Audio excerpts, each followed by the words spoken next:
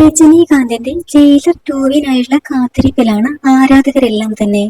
അപ്ഡേറ്റുകൾക്കെല്ലാം വലിയ സ്വീകാര്യതയാണ് ലഭിക്കുന്നത്.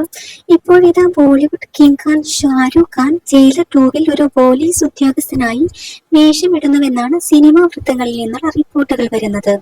ചിത്രത്തിന്റെ ഷൂട്ടിംഗ് അവസാന ഘട്ടത്തിലാണെന്നും ഷാരൂഖ് ഖാൻ തന്റെ ഭാഗങ്ങൾ ചിത്രീകരിക്കുന്നതിനായി മാർച്ച് മാസത്തിൽ സൈറ്റിലെത്തുമെന്നും നേരത്തെ റിപ്പോർട്ടുകൾ ഉണ്ടായിരുന്നു.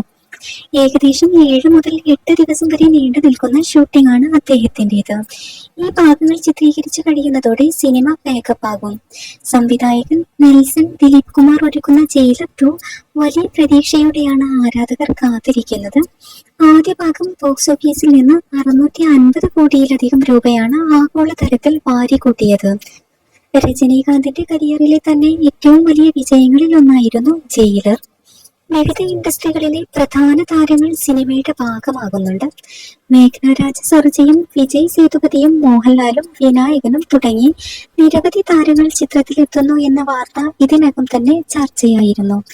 എന്തായാലും ആരാധകരെല്ലാം തന്നെ ജയിലർ 2വിനായുള്ള കാത്തിരിപ്പിലാണ്.